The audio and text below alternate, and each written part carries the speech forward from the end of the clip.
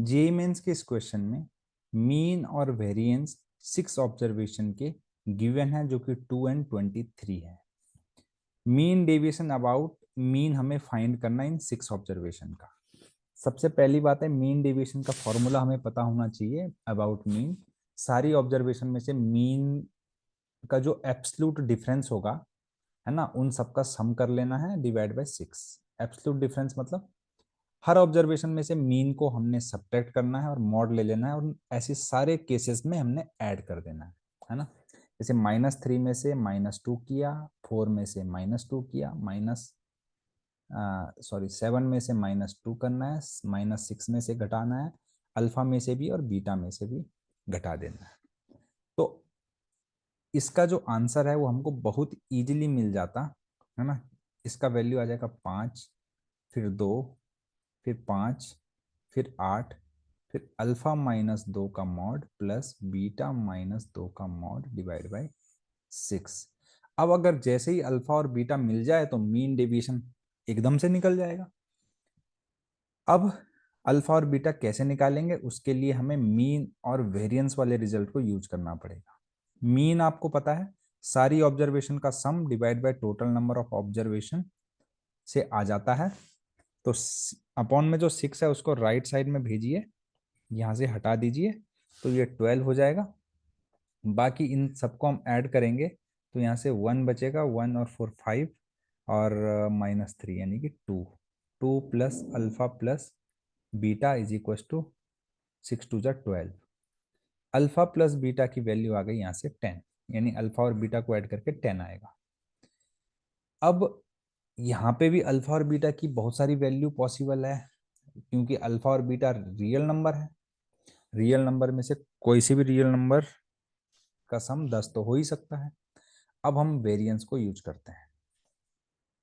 Variance का formula हमें पता होना चाहिए, summation of xi square upon total number of observation minus mean के square is equal to 23। Mean यहाँ पर 2 है, तो -2 का स्क्वायर इज इक्वल टू 23, और सारी ऑब्जर्वेशन का स्क्वायर का सम करेंगे तो -3 का स्क्वायर प्लस 4 का स्क्वायर प्लस 7 का स्क्वायर प्लस -6 का स्क्वायर प्लस अल्फा का स्क्वायर प्लस बीटा का स्क्वायर डिवाइड बाय 6, क्योंकि 6 ऑब्जर्वेशन है।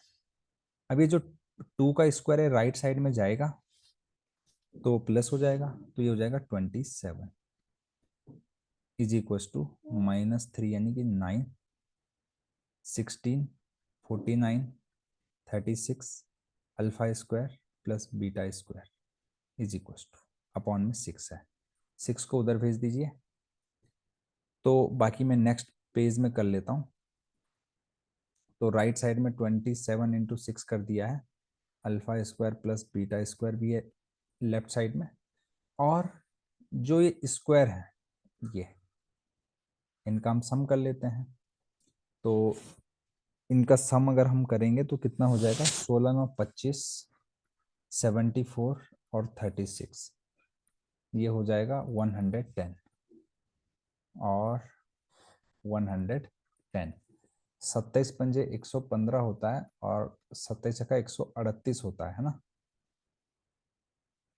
27 नहीं, दो 7 135 होता है, 27 पंजे है ना, और 27 का 162 होता है, 7 का 42, यस, 7 दूनी 14,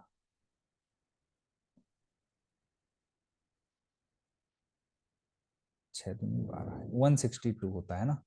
तो alpha square plus beta square is equal to 162 minus 110, alpha square plus beta square is equal to आ जाएगा 52।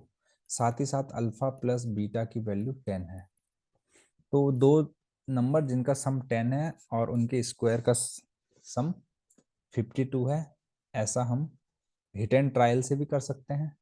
और उसके अलावा हम यहाँ से बीटा की value is equal to 10 minus alpha अगर यहाँ पे रख देंगे तो वहां से भी आ जाएगा, alpha square plus 10 minus alpha का square is equal to 52, alpha square plus 100 plus alpha square minus 20 alpha equal to 52।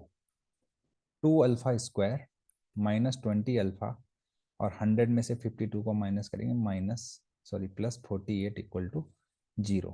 Alpha square -10 alpha +24 equal to 0।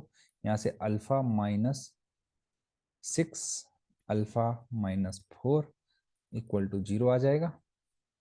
Alpha की वैल्यू 6 आ गई या 4 आ गई।